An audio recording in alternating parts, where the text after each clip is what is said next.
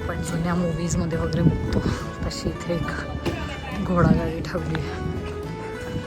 आणि इथे पण जरा थोडंसं खाली असून सुद्धा जरा फॉगीच वाटतंय.